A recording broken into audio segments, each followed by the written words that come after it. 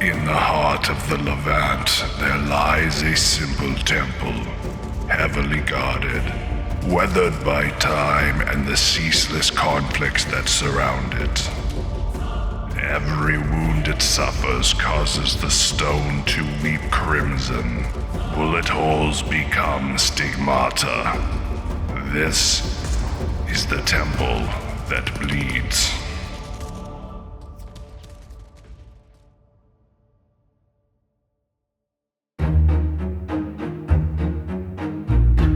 So I wanted to make myself a building for Trench Crusade, because the board I've been working on is pretty flat and doesn't have much breaking up the vertical space visually, and doesn't have anywhere for models to gain any sort of elevation, places where the warring factions can seek to hold in search of ancient holy relics. I went into this build without much of a plan, as I often do. Basically, I just grabbed some foam and started cutting until something visually spoke to me and led me down a path.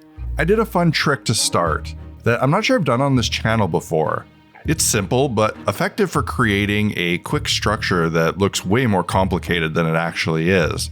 If you lay out some archways on two perpendicular sides of a foam block, you can then cut them out from one direction, flip the foam 90 degrees, and then cut them out on that side. What you'll be left with is a block with corridors that crisscross through the piece of foam in whatever shape you cut out. It looks very cool and will give you some places for models to stand even within a small building.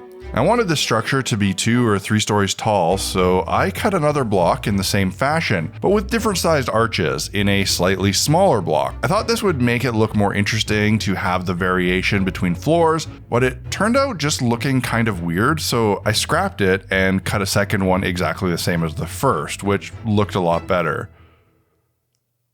I thought adding a third story might look a bit too tall for the small footprint of this structure, so instead I went with a big chunky dome roof cut out of a block of foam the same size as the previous levels. I made a quick template out of construction paper folded in half. This is just a simple way to make sure that your arch shape is symmetrical without having to break out any fancy tools or do any sort of complicated layout. The shape can then be transferred to the foam block, and like the previous ones, cut out on one axis, flip 90 degrees, and cut out again on the perpendicular side. This will create a neat sort of domed roof. Well, I guess it's not a dome, it has 4 sides. It's technically called a cloister vault roof, but that doesn't really matter. It's just a shape that looks sort of old and kind of religious looking. I was about to assemble the pieces, and thankfully I realized that if I did that, it would be impossible to paint the inside of all these intersecting arches.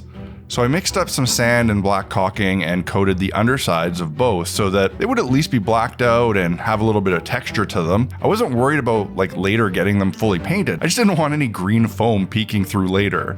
I also did some quick texture and tile layout on one of the tops that would become the second story floor. I didn't go too crazy with this design or anything. I just wanted to make sure that when you saw inside the building, it looked like there was some actual detail in there. Most of this would end up obscured, but it's still important to do this so that the piece looks finished when done, and it would be nearly impossible to add this detail after assembly. Since the corner pillars were kind of narrow, I ran a toothpick into each of them. This would make them way more durable should they ever get bumped really hard, and it let me leave them poking out a little bit so that they could stab into the lower foam piece, and the connection joint wouldn't be completely reliant on just the hot glue bond.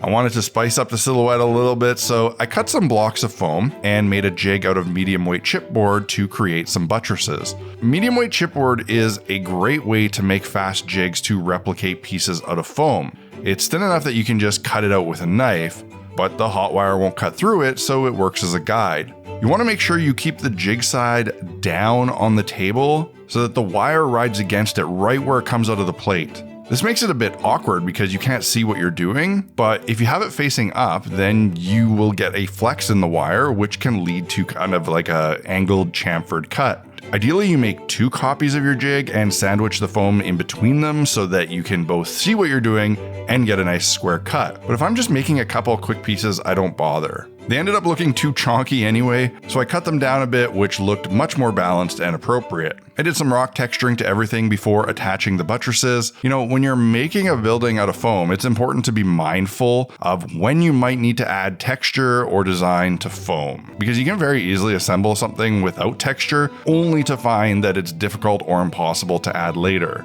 And if you assemble a building and it looks a little too plain, just add some strips or build outs to the foam to give it a more layered, carved out look. It doesn't take much. But even on a simple structure, it's nice to have some raised details so that the structure looks at least a little bit more interesting. Now, speaking of interesting, I wanted a more interesting roof shape, something with a much more iconic silhouette. So I took a block of foam and stood it upright, set my wire to a slight angle, and cut it on each side. This gave me a nice 4-sided pointy piece to place on my roof. And to make them join up nicely, I cut the point off of my main roof section right at the spot where it would leave a square that was the same size as the square bottom of this new pointy piece.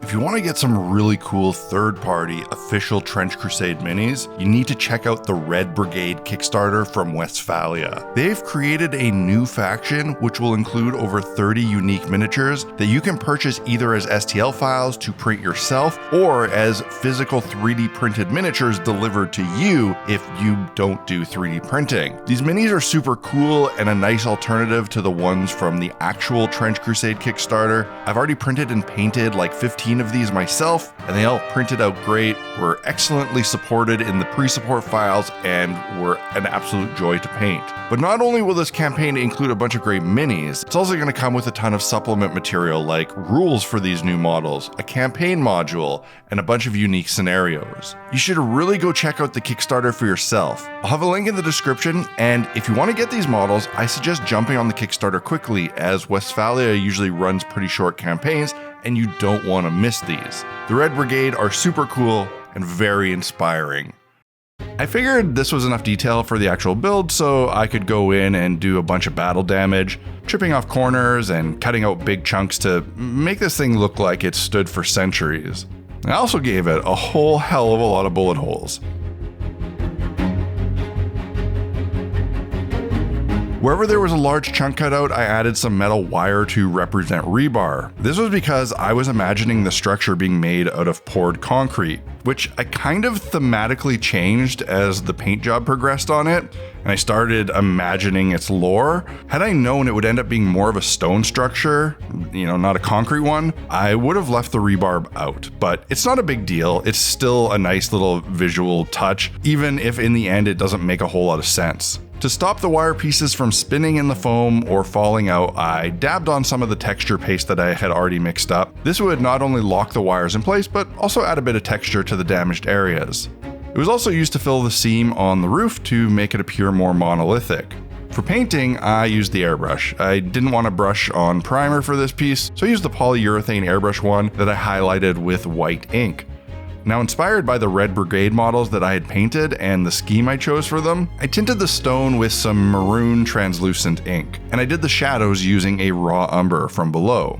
I thought it looked pretty cool, but I wanted to bring the color down a notch, but also somehow make it look more regal and important, so I experimented with dry brushing on some gold paint. This created an interesting look, but I was worried that with the way it was looking, it would maybe stand out on the battlefield a bit too much, so I also did a dry brush with a fog gray just to knock everything back and make it look a little bit more like natural stone.